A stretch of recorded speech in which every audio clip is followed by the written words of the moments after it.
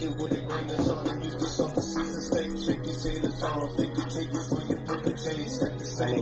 make sure that I hear this. Now we on the first conversation of the hood phase that we first started out with. Right.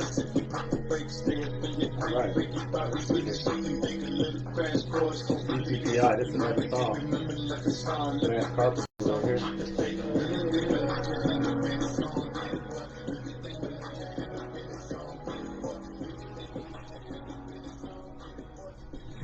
Alright, we are live. Alright. Welcome, ladies and gentlemen, on this great Sunday evening for another episode of Conversations Under the Hood. I am your host, Robert Helm, and we have the wonderful Dr. Lindy Ray Helm here tonight, and excited to be back in the studio. It's been, a couple of weeks since we've been here. Went through a couple of sicknesses, and man, then we had the Super Bowl, and now here we are. Back at it again. Campus. Yeah, we ain't even gonna go there because that's always something. But if you don't mind jumping into just a little bit, maybe you want to kind of give us a highlight of what your past 2 weeks have looked like. While you do that, I will share this if you don't mind. Oh, anyway, we've been sick in this house. We've been taking turns being sick, first the kids and then us, and of course, everybody doesn't get sick at the same time, so we just be taking turns. Right. I'm still recovering from it, but highlight of my yesterday, I got to hang out with the kids at the mall. That was so much fun, just listening to them and the things that they're talking about. Mm-hmm. My take away from that, the kids, I was like, they are super smart, very observant, and have a much better outlook, in terms of like how all of us can coexist in the same space if we just be kind. Right. They just kept saying kindness goes a long way. I thought it was so cute. Yeah. Anyway, never mind everything that I've done in the last 2 weeks. Being sick and dealing with the outages, on campus, and it was large outages because they happened at a call, which impacted many services on campus. So that was not fun. So I feel like, my last 2 weeks just went really fast, and, I can't think of anything, that I can share that was exciting other than hanging out with the kids yesterday. So you telling me in 2 weeks, the highlight of your day was hanging out with the kids at the mall? Yes. Oh man. That was such a meaningful event compared to everything else I've done. Everything else was work, and the other one was, getting better and being sick. Sure. Well, getting better from being sick. And I'm still not out of the weeds yet, but doing much better. I can talk at least. I'll be glad to hear that. So, how many kids were you hanging out with? What were the ages? Oh my God, it was 5 kids. Oh my goodness. Yeah, I had, it was 5 kids ranging from 16, 12, 9, 8, and 7. Wow. So, interesting. So who did I miss? Yeah, 5. Yeah. So did you learn anything hanging out with the little folks? Yes. What'd you learn? I've learned that in their world, it's not that deep. Everything can be resolved. You just have to want to, Interesting. And 2, nothing has to be so rigid and rough and cruel. Mm-hmm. Kindness goes a long way.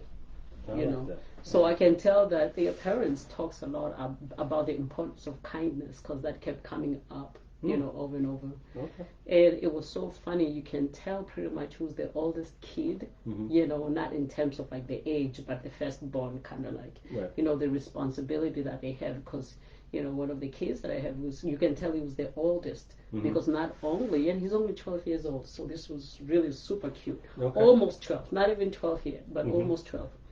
And so what was interesting, not only he has to interact, with other kids, but he was keeping tab in terms of like what his siblings were doing. Right. You know, and he was kind of like parenting them. It was the cutest thing to see. You know, so if one of the kids said, can I have lemonade? Can I have pop? He was like, first you have to eat your food. I was like the father. Right. I was just like, they're looking at me. I was like, your brother's spoken. That's hilarious. Yeah. Hey, we want to say, what's up to Compass Ion? He said, hello, I'm out of bed now. Yeah, speaking of sick, you know, I forgot to tell you, man, I talked to him, yesterday and today? Oh, and he been... You gave him your cooties? I hope not. Cause Did I you thought about interact with him for the last couple of weeks? Well, he came through the other day. Yeah. And, you know, we refrained from touching and, you know, anything like, I don't think we shared anything. We don't even think we shared an ink pen. I know that sounds weird. But, yeah, I think I might have gave him a bottle of water or something like that. But other than that, yeah, it's been... No hugs or anything like that? No doubt, none of that, man. Yeah. You know what I'm saying? So, because he knew I was sick, but... You know, I'm not sure, you know how it is. Sometimes this stuff just be floating around. So if you did get sick from me, my brother, I do apologize. What did he say here? Glad you guys are feeling better. It's my turn. Yeah, that's the thing. You will wish that all of us. What did he say? No, did he? Better not be. I know that's right. Oh, man. Yeah, but this was just so airborne. And this year, I mean... I've never been so sick for this long. You know, we end up canceling a couple shows just because both of us just couldn't even get out of bed. And as you can see, it's week 3 and I'm still, you know, not completely over it yet. Hey, he's a clown, man. He said, yeah, I did. I said I gave you a bottle of water, not a bottle of baby oil. Okay. He's so silly. Okay. Y'all are hilarious. That is too funny. That's too funny. Yeah, but yeah, this year it was just a little bit extra. Normally I'm sick for 3 days, you know, and then the 4th day I'm starting to get better.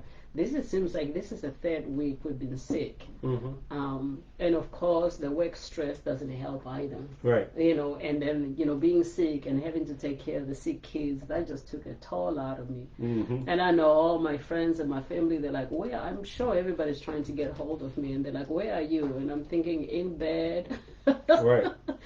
Feeling very sick and not being, you know, just surviving. I can barely survive, you know, function at work. So, but we're here, so I'll be back. We miss y'all. Anybody who's been trying to get a hold of us, just know that we've been sick, but we're back in full effect, right? That's right. Hey, and we're excited to be back, man. You know, awesome. Looking forward to any comments anybody has. If anybody's joining us tonight, please feel free to share comments because we're trying to get back into the driver's seat here, man. You know, it's crazy that, you know, you can a week, 2 weeks, something, you know, it can change a lot, you know.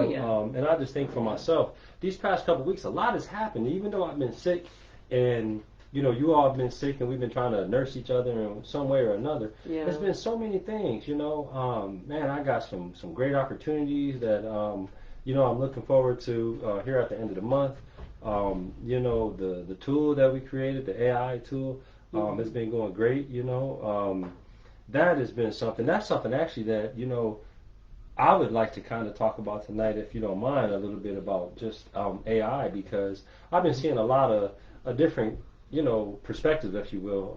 You know, those who can see it as a useful tool, but also those who kind of see it maybe as not necessarily being a great tool. So, excuse me, I just, you know, I was thinking about it today as I was working on a project today. And, you know, the way that I use AI, I don't know necessarily about you, but I like to see what it does for video. I like to see what it does for images because, you know, it kind of gives you some fresh, you know, thoughts, right? But then when it comes to, like, the things that I'm doing, you know, whether I'm doing things related to business or things related to school, you know, I try to really brainstorm as much as I can, put together a document or put together a strategy or a plan or something to the very best that I can. And then I ask AI to find, you know, ways to improve that. And, you know, for me, what that has done is it's actually been profound because when I look at the things that is added beyond where my mind was, or maybe even my abilities are, it helps expand, my thinking and ultimately things that I can do. And so I'm really excited about that, because the one thing that I've been missing from a business side, right, is that one employee that you can ask to do something and then they do it, do exactly what you ask without bias, without, and not to say that AI doesn't have bias, but bias or any kind of condition. Lucky for me, I have a very, very good team. I think very highly of my team, and I appreciate my team more than you know. However, I do know that sometimes when you don't have a very good cooperative, good team, sometimes when you ask your team to do something, the response can come with a lot of judgment, a lot of resentment, like, why you ask me to do it? Why don't you do it? Right. Forgetting that, sometimes leadership does have an opportunity to hire somebody who's willing to follow directions. True. And who's willing to answer questions and do the things that they ask. Because if you get to the point where you're asking leadership, why are you asking me to do all this? Why can't you just do it? And then my question is like, why do I have you as an employee? Right. And that is not my favorite response, but it's like it's very easy to lose sight of what's important sometimes with that kind of attitude. Sure. So in business, really, we think we can train you to do everything, and we can create an environment where everybody, can come in there, feel engaged, appreciated, respected, and involved, right? That we can try our best to do, but attitude is on you 100%. Right. I can't. Attitude is something that you will have to work on yourself. In all areas that you participate in at work. So I'm saying that to say, with that attitude, like if your leader asks you to give him something, whether it's a report, whether it's information, and your response is like, why would I do that? Why don't you do it yourself? Because you're a leader. Leaders always can, have other options to hire somebody who is willing to be a team player and provide information according to, the need. The need. Sure. And so that's, I don't want to go too much into the tangent, but that what I'm trying to say is attitude is one thing you have 100% control over. Right. Right. And everything else, really, we can work together. And, a leader like me, I'm committed to improving, the environment, to providing progress for every team member. Like, everybody who reports to me know that if you come to me and say, hey, this is the thing that I want to learn, or this is what I want to do, or this is where I want to grow, an area, they know that at a minimum I will put effort to start exposing you to those areas or to that data that you need. And I'll start introducing you to people that are maybe responsible, to the areas, that you need. Like, for instance, I'm in infrastructure, all hardware, and all kind of stuff. But if you say, I want to learn cybersecurity, my colleague, that, we vibe very well. We have a very good relationship. One of the things that I will do, when my colleague and I are in a meeting or having lunch, I can say, hey, I have somebody who's really interested in cybersecurity. Where should we start? What do they need to know? How can they prepare themselves to have a position, a meaningful position in your department? You see what I'm saying? So that's networking and advocating for yourself. Go ahead. No, I'm just trying to make sure I understand what you're saying. So it sounds like what you're saying to me is that, like, you're, as a leader, right, your primary objective is to support the growth of your employees. Is that one of the primary objectives. But supporting the growth and advocating for my team is very important to me. So regardless of what it is, if I know, how you want to participate, at the university in terms of like things that we do to serve the university, I will certainly put effort. If it's exposing you to the data or, introducing you to people in those areas and advocate for you. Right. Yes. Can I ask you why? Why are you passionate about that? Well, because as a leader, one of the biggest privilege that you have, hence, you cannot be a leader without followership.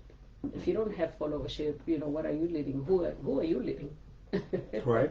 So that's why I take my followership very important, just as important as leadership, right? So I prioritize that. And I will argue really that in any organization, if you don't have human beings, employees or however way, right, it is not an organization, it's just buildings. Right. What makes organization an organization is the people in those areas or buildings that are actually keeping the machine running and making sure that we exceed in all areas of the service that we provide. Right. So that's why, to me, I think more than anything, people are very, very important. So I like to connect with my teams in that level and understand, because you don't want to be a leader that people just show up to work because they have no any other way of providing for their family, for their families. Well, I mean, okay, so tonight we have found ourselves in a situation where we coming back into where we left off, right? On our show before, the last show, I asked you a series of questions, kind of surprising you. You had no idea what the questions were, right? Yeah. So I don't want to detract from what we're saying now, because I think what you're saying now is still important, and why I'm just iterating that just so that we can be in alignment with the continuation of our conversation. But I think what you're saying is important as well, simply because, it kind of gives people hope, right, from an employee perspective. And I say that because I think of the many times that I have been an employee, right, and your leader is not a leader who necessarily supports your growth and development. And not to say, I'm not quite sure how to say that, but ultimately they support it in a way that benefits them, not in a way that benefits you necessarily. Right? Or maybe that's not even that's what it says. No, I understand what you're saying. Because if I think about heating and air conditioning, for instance, right? One of the things that we might do for an employee is encourage an employee to get a certificate in this and that and this and that and that, right? Which really positions the company better. Right. But at the same time, it does position you better if you know how to leverage it. So that's kind of what I'm saying. But to be the type of leader that you are, right, that is really driven about identifying areas, whether you see it or the individual sees it, right, and bring it to your attention, right, and want to do things to take steps to position themselves for future success, let's just say. I think that's an admirable characteristic as a leader, because usually it's not that way. And I think just from being around you and hearing the stories about how some people respond to the things that you've been able to achieve, kind of reinforces that, right? That it from the context that you're a leader unlike other leaders that they have had. Not to say good, bad, or anything, but your approach to that is different, right? Right. So, great. Yeah, so, no, I mean, to sum that really is that I was going to literally blame it on the culture. I can't even do that, because there are good and bad people, and in the middle in every culture, everywhere you go in the world. But I was going to say, for me, the very core of what I understood is, in terms of like how I coexist with others, sure. in the spaces that I participate in. I think, it goes back to a term, in my culture, we call it Ubuntu, which means I'm a person because of other people. Right? Ubuntu. Right. And I'm not even doing that justice. It's just that, the English language is very limited. There's sometimes not enough words to express certain meanings and emotions. Sure. Right? From, you can say one word that can be 3 paragraphs of describing emotions and everything else. But because of Ubuntu, I really cannot see success as a leader, without considering the success of my team or the success of my followership. Right. That's very important. And so with that, I don't know how to be anybody else other than myself. And I will say, honestly, one of the things that I enjoy about my job is that my leaders, north of me can come to me and say, hey, Dr. Helm, great job. You did this thing great. That's kind of like short-lived. It gives you that, shot in the arm, kind of like a boost. I'm like, oh, okay, at least we go in the right direction. But where I find the most joy is where it's usually unexpected. I work really hard behind the scene for my team, and sometimes I don't say anything, but every now and then one of them will recognize and come back and say, I'm really grateful. I know this has your name all over it because I've been here for 10 years, 15 years, and I've never seen any movement. And so with everything that's going on, I just have to say, since you got here, I can see the direction that you're going. At that moment, I think I find such great satisfaction, out of that, which leads me to one of the things, a reoccurring theme you hear about very wealthy people, because they have everything that they can possibly have. And if you talk to these people, you're like, what makes you happy? Sometimes it's giving back. Right.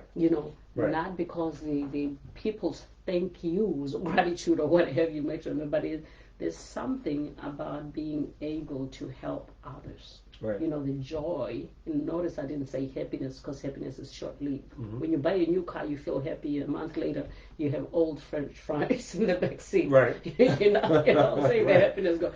But when you find joy it's even worse when you eating those old French fries. I'm saying, old crackers under the seat and everything. If you have kids, you know what I'm talking about. And it's not that deep. It's just a car. I'm not about to make kids miserable because I left fries at the back. But right. Let's say what's up real quick to Miss Tracy Nicole. Thank you for joining us. Thank you. Thank you we very appreciate much. You. And then we got also, we got the Caldwell showing up. Miss Virginia Caldwell. Hey, welcome to the show, my sister. Hey, sis. Hey, and by the way, let me just, while I got you hopefully here, I wanted to let you know that kit that you provided us, that was an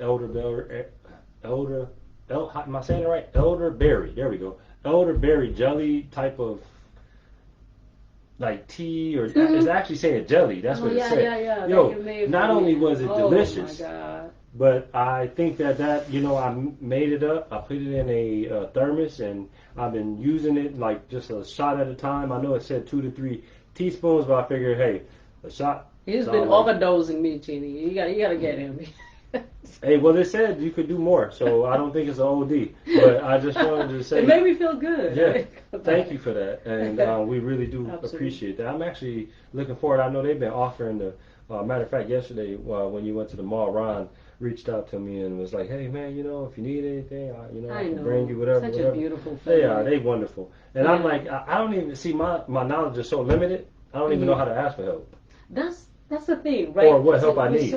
Yeah. You know what I mean? I think you and I have been so dependent on each other because my family is overseas, your family is out of town and all that. We're both youngest, so we just have learned so much to rely on each other that sometimes we just don't take advantage of all these people around us, all these resources around us.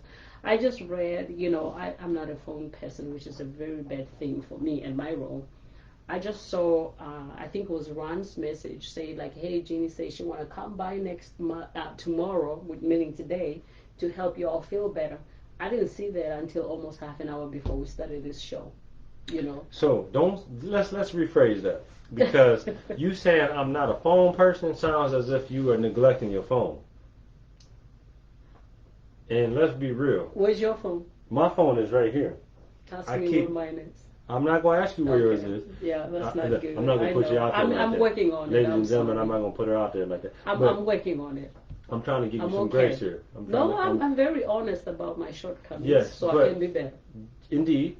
I'm not going to take nothing away from that. Okay. But I will acknowledge the technical difficulties that you are struggling, that you have with your phone. I have 4 teams doing the technical stuff for me. Yeah, well, I ain't even talking about that. I'm just saying that the way that you have things set up with your access, that's where you're having technical difficulties. That's why I was trying to explain to you before. So let me because again, we're all about nuggets and things of that nature, and we done got away from that these past few weeks, talking about all kind of stuff, trying to let y'all get to know us a little bit better and all that. So we're going to try to stay true to that. So this is going to be a nugget for people. Mm-hmm. If you got an iPhone and you have an iPad and you have an Apple Watch and you have maybe an Apple desktop or a laptop, what you need to know is if you are sharing your Apple ID with any other device that is being used by someone else, when they are active and utilizing the system, the problem that you're going to have is that if someone calls you, let's say, because this is the issue that I'm pretty much narrowed down to hers, is that she has an iPhone using her Apple ID and she has an iPad that has the same capabilities as an iPhone. Right. So when someone calls her phone, it doesn't know if it's going to her iCloud, Apple iCloud, or if it's going to her actual cellular number. Right. And so, and the reason how I know this is because me being a troubleshooter like I am, I turn off the iPad and the iPhone works like it's supposed to. When the iPad is on, that's when complications happen because her iPhone, she's away at work, and the iPad is here at home, and my daughter is using that. And so if she swipes away from a call or whatever, she has no idea where she is. And so I know that I miss a lot of calls, and I miss a lot of important calls. That's true. Well, I'm just sharing that because that is something that a lot of people, if you're not aware and paying attention, you might not even realize that. So I'm sure you're not the only person who is suffering from that problem. Yeah. You know what I'm saying? That's true. And so if that's the case, I just want to make you aware because it's important to know that. It is very important, know what I mean? Especially because my 9-year-old, she's about to be 9, right? She's about to be 9 in a couple of days. Yeah, she's 8. Yes. Oh my God, they grow so fast. Hey, I just want you to know Rob G laughing at you. I'm sorry. I'm I'm getting better. I'm still a little cloudy, a little sick, but I have 5 kids, so keeping up with their birthday and all that. I know all of their birthdays. I keep up, but sometimes I think they're older than they are because they're just so wise. But I've observed that sometimes I get calls. I used to give her my phone so she can play her little games so I can concentrate on whatever I'm doing. But unbeknownst to me, what she started doing is that when she's so into her game and somebody calls me, she hangs up.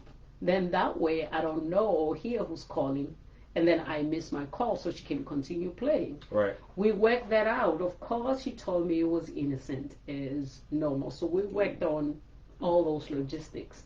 And another thing is that if it rings on the iPad, and this actually I've not done that. Actually, I've not put her in my account, But when you're driving and you want the kids to be quiet, sometimes you just give them your phone and so forth and so on. I will suggest don't use the same phone for work and for important things as well, because I think that is one of my, biggest issues that I'm having with keeping up with communications and so forth. For sure. Hey, I got to say what up to my brother that showed up today, Mr. Brian Bickle. What's going on, brother? Hey, I hope you Brian. and the family, all the way down to the grandbabies, are doing well, man. That's Brian, they're all sports. Yeah, that's all sports Appreciate number 2 right you. there. That's my guy, man. So welcome many to the show. wonderful pictures, whether it's fishing, whether it's coaching basketball. Man, Ryan is what was that thing? I'm about to say a 4-wheeler. Riding 4-wheeler. Anyways, boat. Hey, I have my red one on. His is kind of like royal blue. If I remember, Thank you, Brian. I appreciate the support. That's my buddy. That's my brother right there. Brother from another mother. Thank you, Brian. Who else we got? We got Ricardo in the house. What's going on, my brother? Welcome Ricardo. to the show. Thank you so much for y'all showing up. I appreciate it. Let's see what Compass say. I was laughing because you said she was having technical difficulties like we were robots. Hey, the school that she come from, I would say it's pretty close to just that. Yeah. They are like robots, man. It's funny because they constantly doing something over there with technology. Yeah, absolutely. So I think that's great. So. No, but you were saying about AI. It's so funny because at the university right now, we're discussing that. We have a lot of people. We have differing opinions in terms of AI and AI's capabilities and how it's utilized. But, and my feedback or my input in that is that that's just where technology is going, whether you like it or not. So if you can get ahead of that technology, start embracing it and understanding it instead of rejecting it, you know, the better will be. And I do understand the difficulties, like from the professorship, when you see your students literally having AI generating their papers for them, right? And you know, AI did that. You know, how do you then bridge that gap that they actually accumulate the knowledge that they need in terms of the subject? Not only accumulate that knowledge, but know how to apply it in appropriate content. You know, in context. All right, so we about to create it. All right, ladies and gentlemen, we about to create a debate here. Technology. It's gonna happen. Okay, so let's talk about it like this then. So because a lot of the people that I've encountered, you know, some people have had a very reluctant approach to AI, right? Because of either what the TV tell them, what the news tell them, or what they think, right? Yeah. And I find it interesting because I think a lot of people maybe not really understand what AI is and how it's used and how it's been used, right? Because let's say, for instance, you mentioned this before, spell check. How do you think that is happening? How do you think there's somebody behind your computer screen watching every letter that you type to correct that? Or do you realize that it's a computer program that is trained to look for... That has learned to spell better. Exactly. So, and that's why I said, that's what helped me understand that, you know what, I should not resist AI. I should accept it because AI has been a part of our life longer than we realize. Oh, yeah. You know, in areas that has been automated for us, whether it's even the ATM or anything that is being either validated or automated. Yeah, automated by computers in some form or another is AI. Whether it's AI that you program or it's AI that someone else has programmed. You see what I'm saying? Yeah. So once I understood that, I said, okay, so what I should do then is figure out how to utilize this to enhance what I'm already doing, right? Yeah. And so you mentioned in school. If I was a student right now, I would be a fool not to use AI to help write a paper. Well, and this is why. That's the key, though. Help. Yeah. Well, instead of having AI just do everything for you, and you have no idea. Indeed. Now, you know, that's the debate piece that I want to have, right? Yeah. Because you're absolutely right. It's like cheating your way through school, right? And then, or let's use surgeon school, whatever that is, medical school, right? You cheat your way through that, and then on day one of your graduation, you got to go and do heart surgery. You got to go do heart surgery, and you don't even have a clue what to do. Right. So the way that I am encouraging people to use AI is if you're going to have AI do something for you. And I'm not saying that's a bad thing, right? Because honestly, with the way that I, multitask many different things, I would have AI write a paper for me. Yeah, I mean, hold on, let me finish. Why not use it? Yeah. This is what I would do.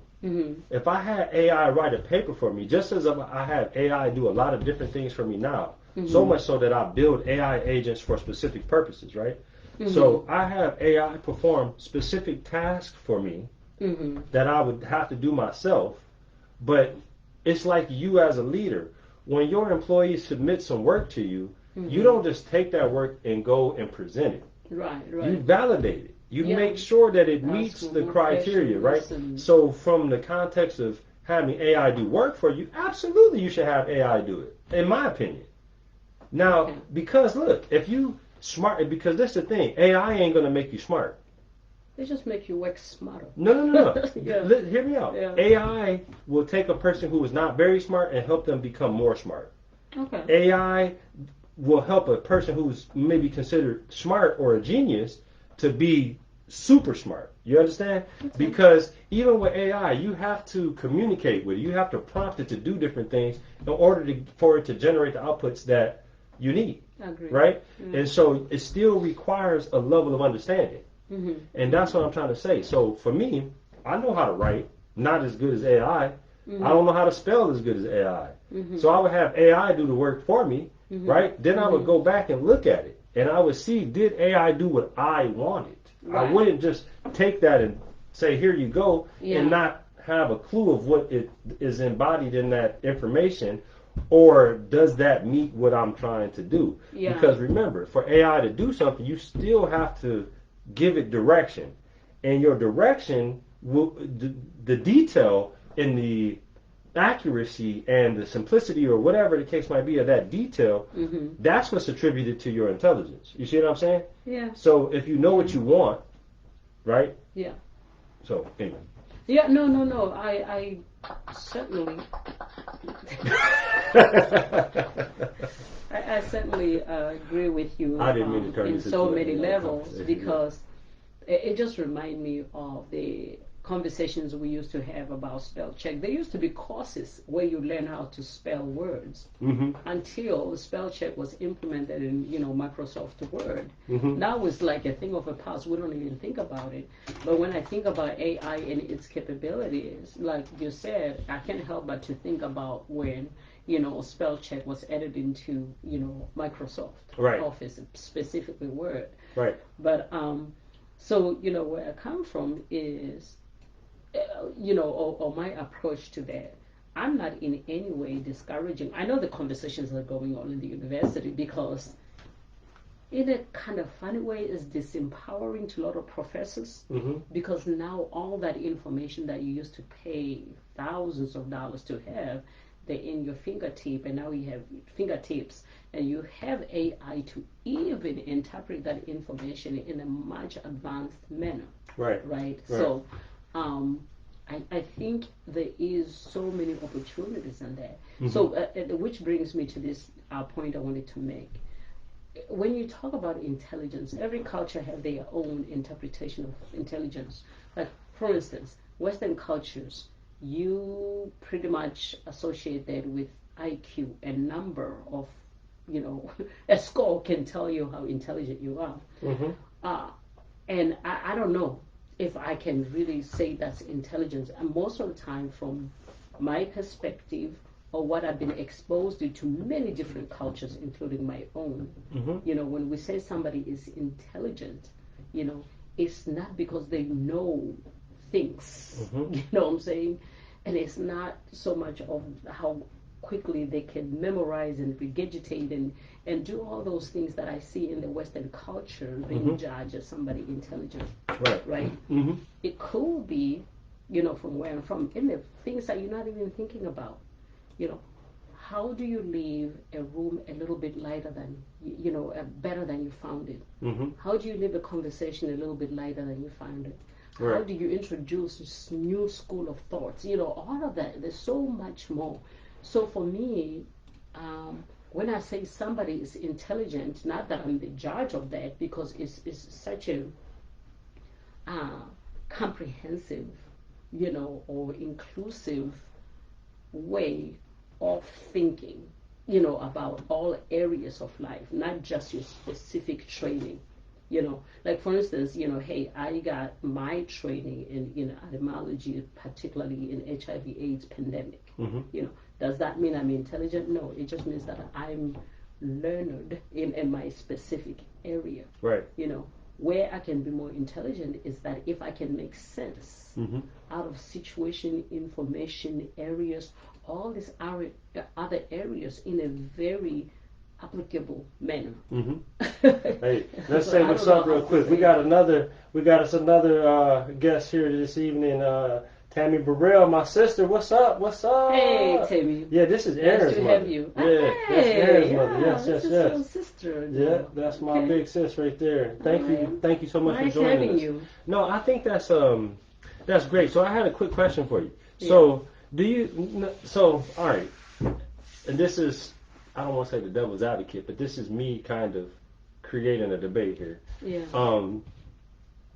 Do you think intelligence is important, or is getting the job done important? I think both.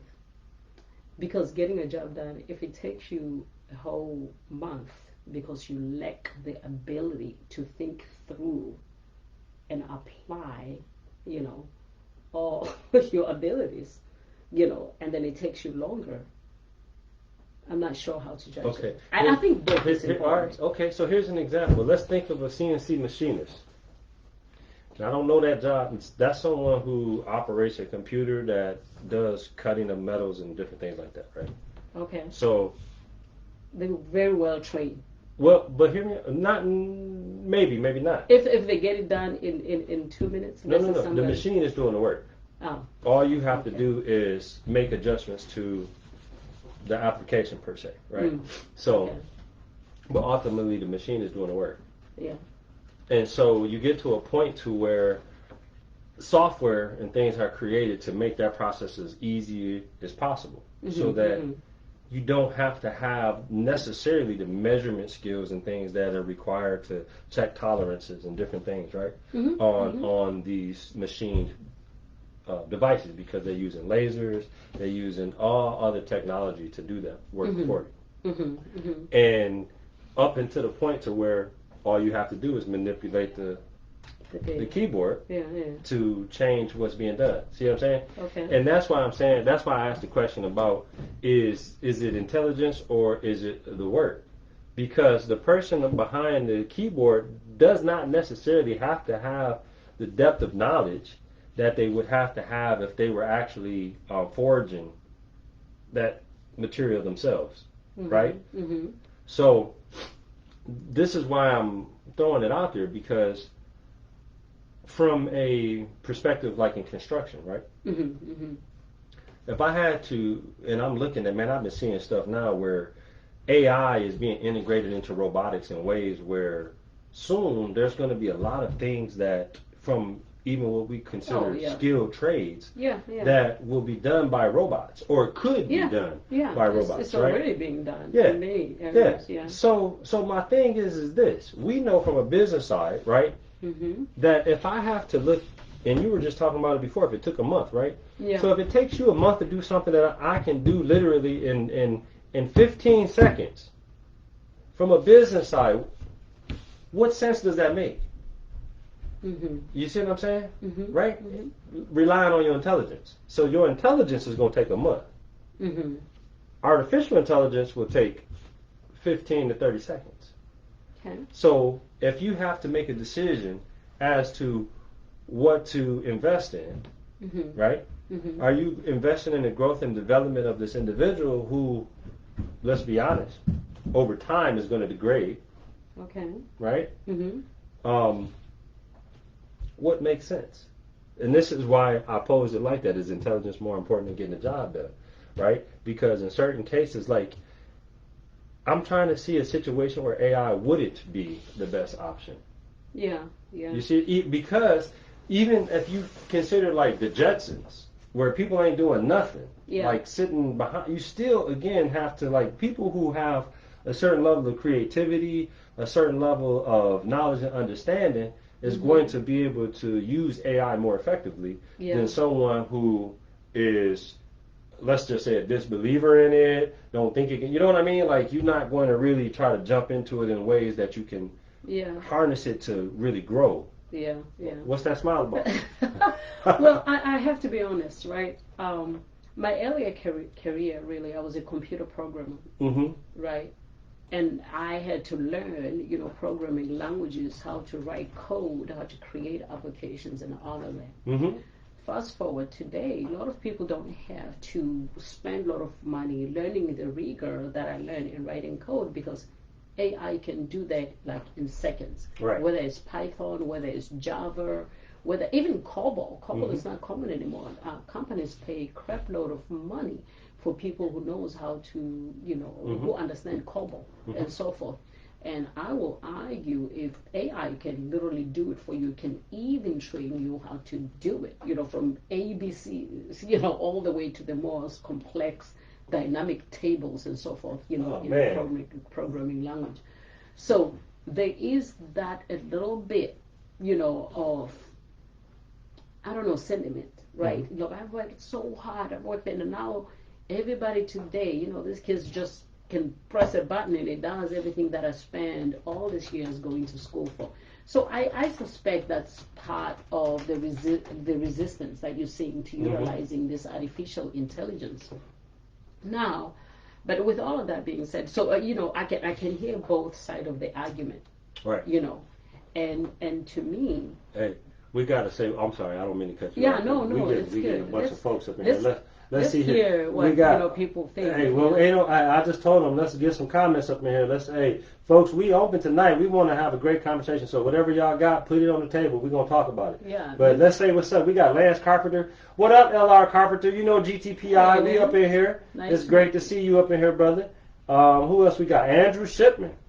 Good old Andrew. Oh, what's going on, my brother? That was our neighbor from a long time ago. Yes. Very good to have you here, Andrew. We got my niece Tiffany up in here too. What's up, Tiffany? Hey, Tiffany. Yeah. Oh my goodness. Oh man, hey, it's a great day today. We got some love up in here. Oh, hey, we appreciate y'all. Yes, please feel free. Hey, my wife sometimes she get quiet. So anybody got comments and anything going on up in here, let's do it. We trying to have us a great discussion. I appreciate your sense of humor. Who? Oh, I'm sorry. All right, let's see. All right, Lance said actually got off of work in time to catch some. All right, my man. Nice. Well, thank you, brother. Thank you for the We're support. so happy to have you. Hey, I see. Okay, what Andrew said, something. All sport. Hey, my man, all sports. You know the deal. Yeah. We in here. Hey, I've been quietly out. Ain't nobody saying nothing about my little bucket cap here. But I put this out, you know, just to kind of let folks know. All Sports Athletic Apparel. We still in the house, you know. Hey, when I get sick, things slow down a little bit. But hey, you know, we try to keep it going every opportunity we get. So thank y'all for joining us tonight. So from the AI side, that's where I just, you know, I've been struggling with it. Go ahead. What were we gonna say? This is the future of technology. Right. I'm going to tell you that I don't shy away, and I'm not against using any technology to help you do your best. Mm-hmm. But I'm going to tell you, when I was working at the hospital as a CIO for the last 10 years, pre-pandemic, you know, we had to figure out how to still get things done without having everybody show up at the hospital, except for the people that just had to be there. Right. Nurses, you know, and doctors and so forth and so on. But there's a lot of administrative staff that did not necessarily have to be inside the building to get the work done. Mm-hmm. So I had to explore something called VDI, Virtual Desktop Interface. Okay. You know, so what happened with that is that you should be able to access, you know, work and everything that you do as if you are in the hospital, regardless of where you are in the world. Right. You know, so how do I make that happen? Mm-hmm. I have to rely on technology. Right. The virtual desktop environment. Right. Create a virtual desktop for you that you can use any computer, any device to access all the services that you need to perform your job. Mm-hmm.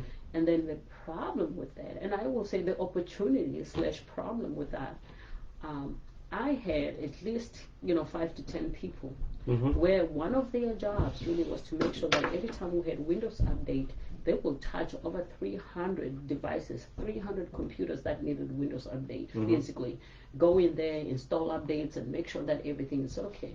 With VDI, you can do that across all those devices in 10 minutes. Yeah. You know what I'm saying? Yeah. So the people that used to do that were like, oh my God, I'm going to be replaced by this technology. Mm-hmm.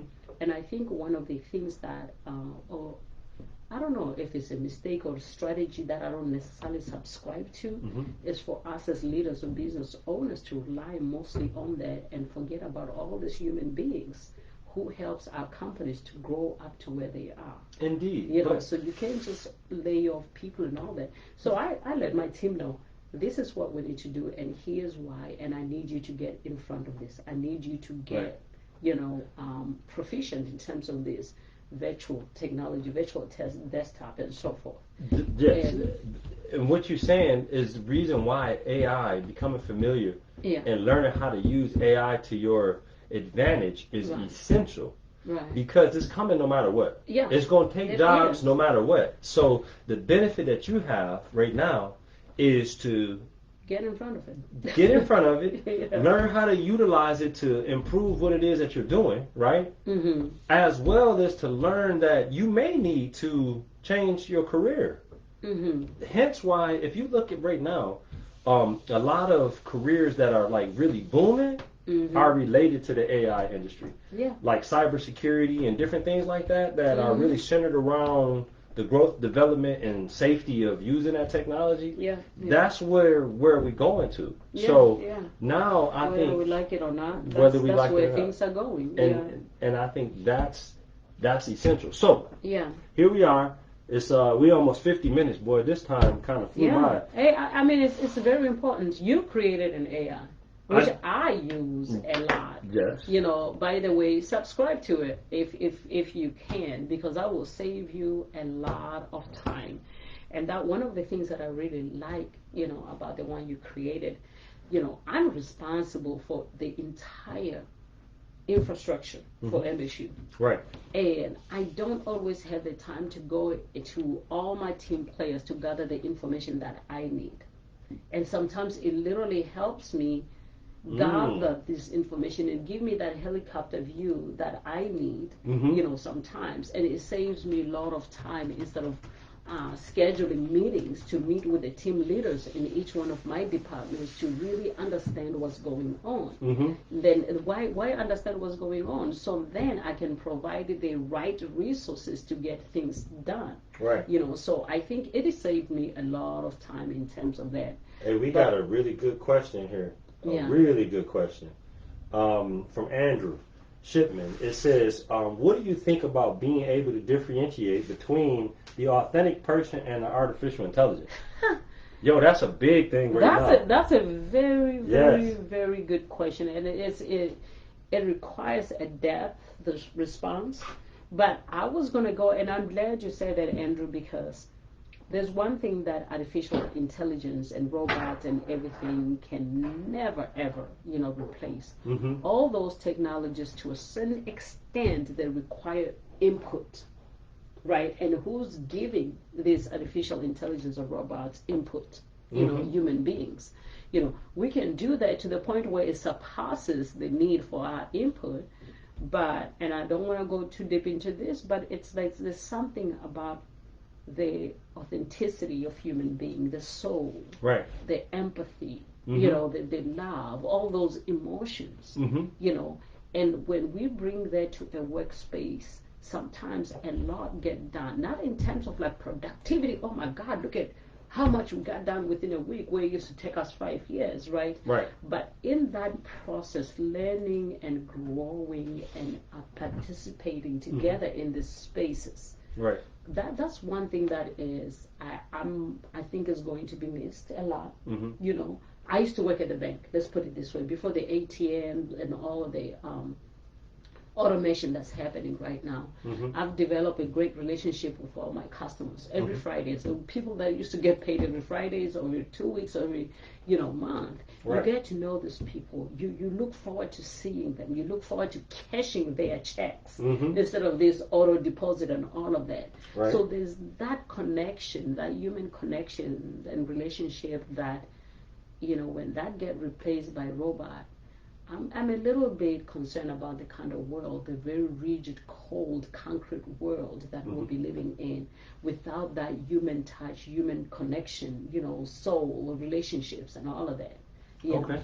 That's a good point. Hold on. I'm sorry. I don't, because I want to make sure we get, Ricardo had a great point as well. This is Ricardo Hayes Sr. here. It says, I used to operate a CNC machine for a granite shop. Cutting out sinkholes. I had to make a program for the CNC machine to cut out the sink. So this is where that manipulation I was telling you about. Right. And let's see. It says, I think AI would be a useful tool by taking away the time it takes to make the program needed to produce the sinkhole. I could just tell AI this and the sinkhole I want, and it would cut it out. And he's absolutely right. Absolutely, yeah. The measurements, all of that. Right. And that's why I'm like, I subscribe to the AI tool that you created. You know, the problem-solving tool. Yeah, QVC problem-solving tool. Yeah, it definitely. So it has its place, right? Absolutely. You know, and I agree with that. Even when you take it to the medical field, you know, like the surgeons, right? Doing things, operating on the human body with precisions, eliminating a lot of medical errors. You know, so there's a lot to gain from that. I'm just saying that if we can strike that balance where we don't use that human, you know, part of it. Yeah. Because how do you program empathy into AI? No, I think you're right on the. I think the perfect solution to me is to not do away with the job and replace it by a robot. Mm-hmm. Or you can replace it by a robot, like the physical work part, right? Yeah. But I think the job for the human being should still remain. Mm-hmm. That human being should learn how to manipulate the AI for that specific function. Yeah. That way you can keep the human element. Mm-hmm. You can still benefit from the robotic speed and efficiency. And then you can still benefit from the AI functionality of intelligence and speed as well. In terms of getting the results that you need. So this is why I say that the AI can do work, but it still requires input. It still requires some management from a person. And even if we got to a point where technology could take care of that itself, that's where I think we would then be borderline on a dangerous place. I think have the control of the body that does that job already before AI is implemented should remain. You know, whether your salary is changed or whatever, because the thing is, it shouldn't be, right? Because the output is going to become more. You know what I'm saying? So there's different variables, but anyway, that's the approach that I would take to it. And you know, it's so sad because we defined our jobs in terms of like providing for our families, very important. And in this world that we live in, providing for our families, it means getting up in the morning or whatever time of the day within these 24 hours, going somewhere, performing a function, getting a reward, whether it's a paycheck and what have you, so you can take care of the family. It wasn't always like this, right? Until, you know, they saw this supply of workers and demand by the companies for that. It's changing. That's a changing landscape, and all of us have to adapt to that.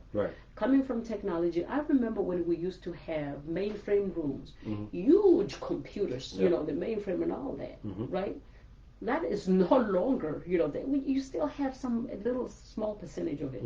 But now the computation that all those mainframes and those have reached the average family home, where it can be done in a like literally handheld device. You know what I'm saying? So we don't have so many mainframe servers anymore, and so forth and so on. So that's where technology is going, you know, and I'm a big proponent of like get in front of it, understand it, and all of that.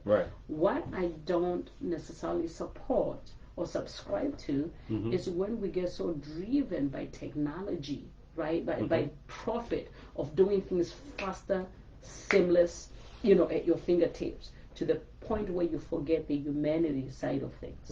You know what I'm saying? So let's say if I was this huge technology company where I depended on humans to, you know, manage my mainframes, to manage my servers, you know, manage my core routers and switches and so forth and so on.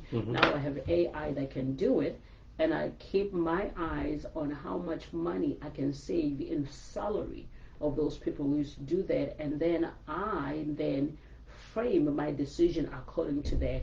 That's where I feel we need to take a step back, because both have a role to play. It shouldn't be the idea of eliminating jobs. It should be about making downsizing. No, I know, but I'm saying it should be about making it more efficient. It should never be about eliminating jobs. It should just be about making the function of that job more efficient. So it's like construction.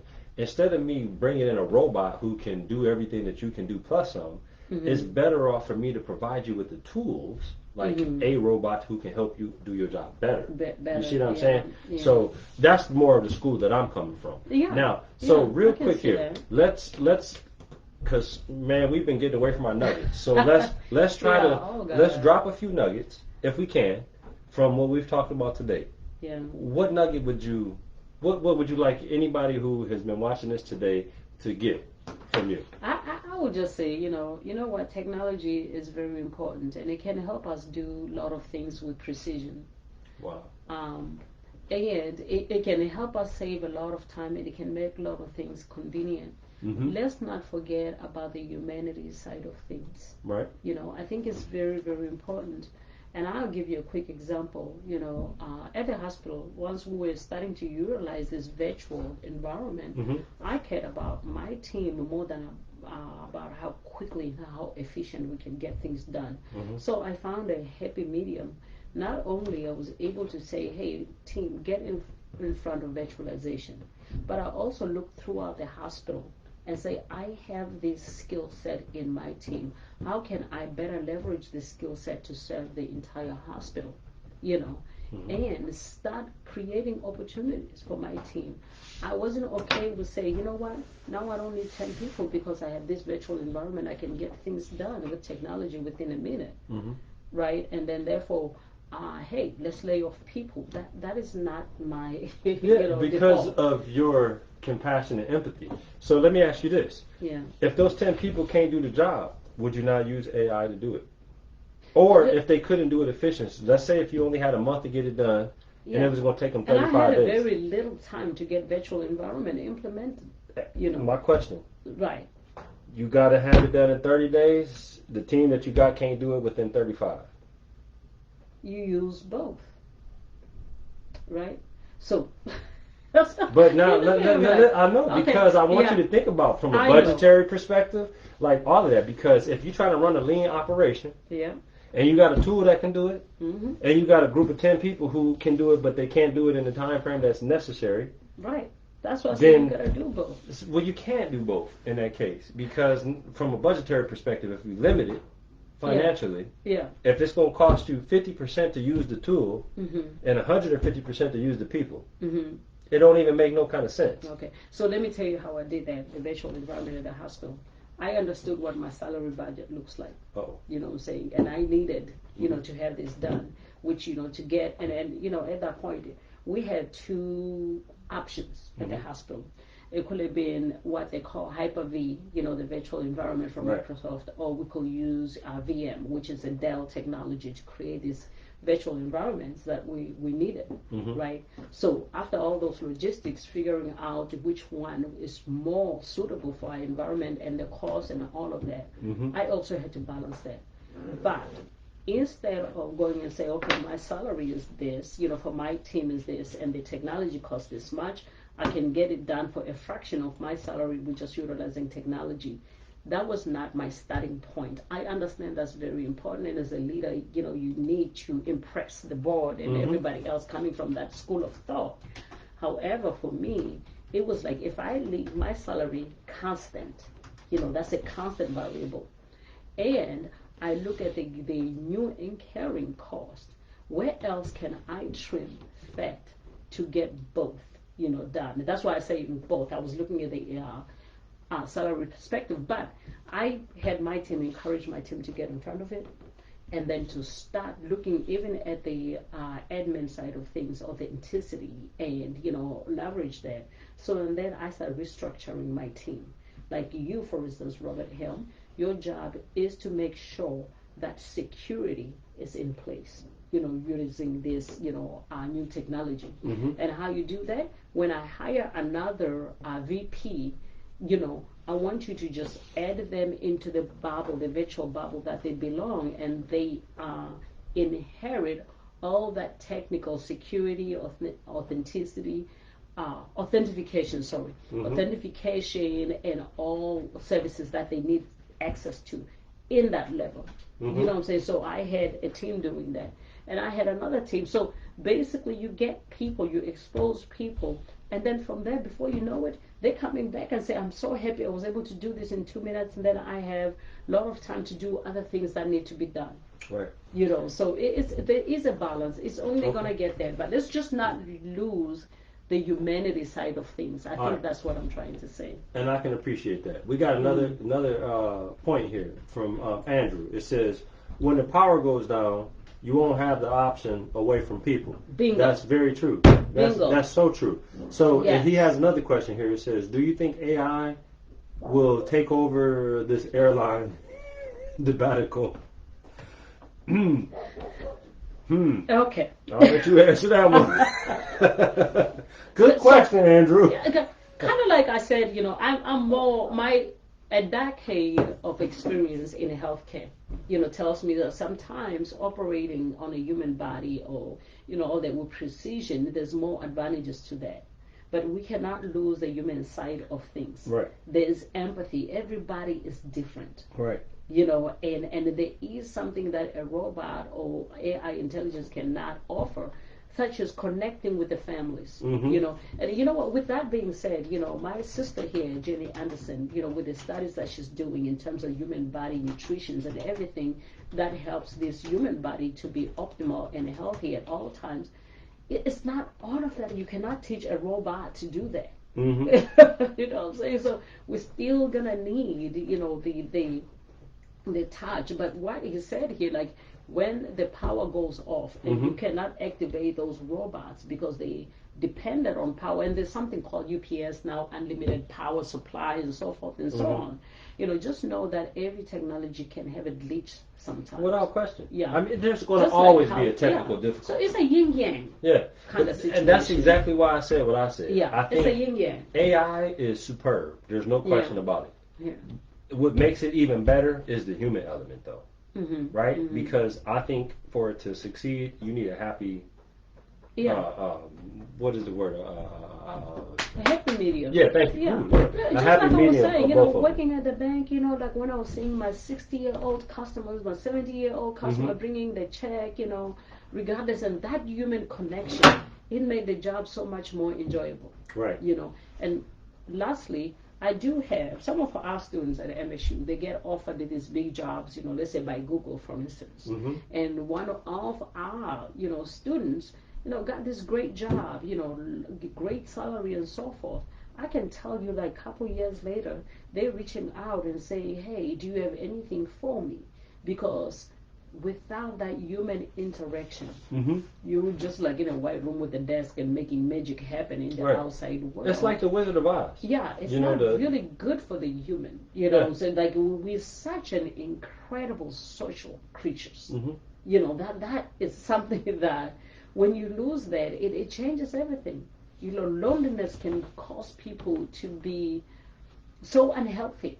Right. To the point where some of us don't want to be with us in this world because of the inability to connect to something, to someone. Absolutely. You know, all of that. We're incredible social creatures. And I think, again, it's a yin-yang. There's a happy medium, and we have to consider both with such care and consideration. Right. I couldn't agree more. So, on that note, let's drop our nugget here. We at the end.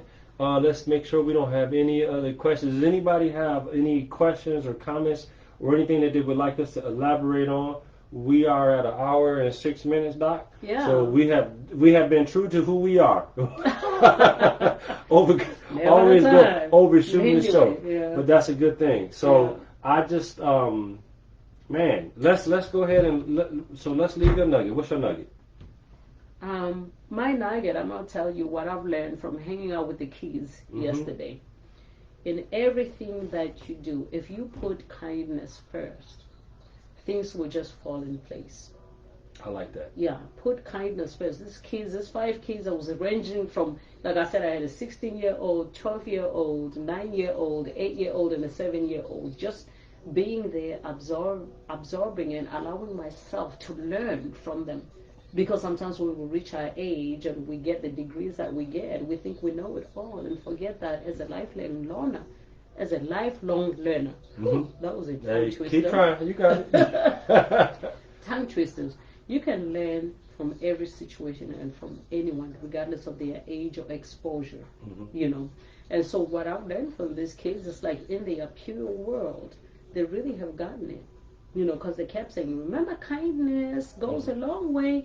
And I was like, you know, that's what makes sense. Because as we adopt this technology, if you just put kindness to that and care about human beings, other than your profit or you know, the ideal, you know, strategy in employees, like I tell my team, to me, you're more than employees. You are a whole system.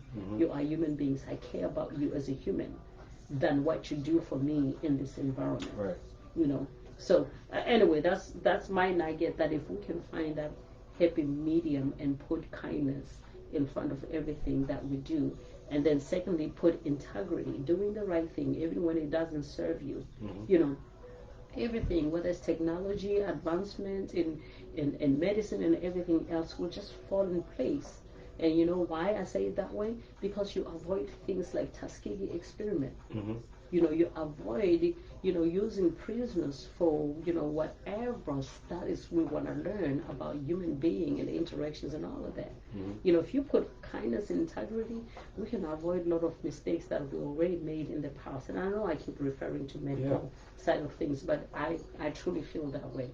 No, those are excellent points. Thank you for sharing that. I think that's huge. That's a great nugget, ladies and gentlemen. I hope you got. It was a very long one. It was like a chicken finger. Yeah, wait, no, hey, Compass called that a turkey nugget. I like that. Turkey nugget. Yeah. So my nugget is just going to be. I'm going to reiterate the QVC tool.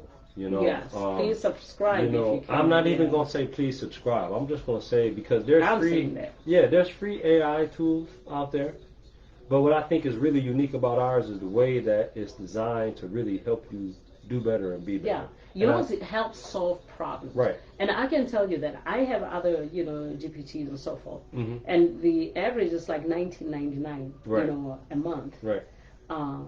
But that also, you know, it comes with a whole lot of other things. Right. Yours, one of the reasons I subscribe to that is because I feel like it's contained. It is contained. You know what I'm saying? It's contained. And not only that, like to my example earlier, instead of having 5 meetings a week trying to get on top of what my team or my 4 teams are doing, mm-hmm. you know, sometimes I can use that team to get ahead of things. Right. So then if those 5 meetings become 1 meeting, mm-hmm. when I bring everybody and say, here's what, you know, I'm thinking. mm-hmm. Here's what we're doing. Fill in the gaps. Right. You see the big difference? Yeah. Than to come to a meeting and say, okay, tell me what, you know, your team is supposed to be doing and being on top of and all of that. Right. You know, so that's why, and yours, you know, to me is affordable. Absolutely. Well, than to pay $19.99 and ask questions, and it gives you a whole lot of things that you're supposed to make sense out of. Yeah. Well, hey, I just want to real quick say thank you to everybody for joining us tonight for another great episode of Conversations Under the Hood. I hope that, you know, we were able to share something this evening that you can use in the week to come. As I said, my nugget is the QVC problem-solving tool, or the problem-solving agent as it's referred to on the www.qualityvisionconstruction.com website. This particular tool is by subscription, but it's by subscription for a purpose because it actually, as she stated, is a problem-solving tool. Yeah.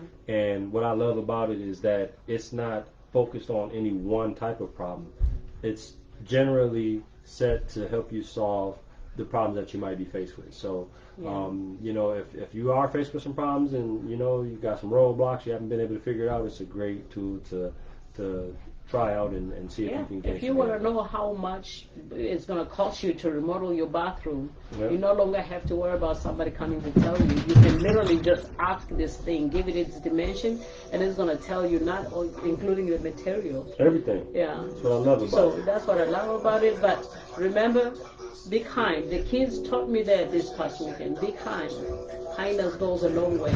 We're going to end it on that, ladies and gentlemen. Kindness is king. We out. Bye, y'all. Conversations Under the Hood. Thank you for joining us. Hey,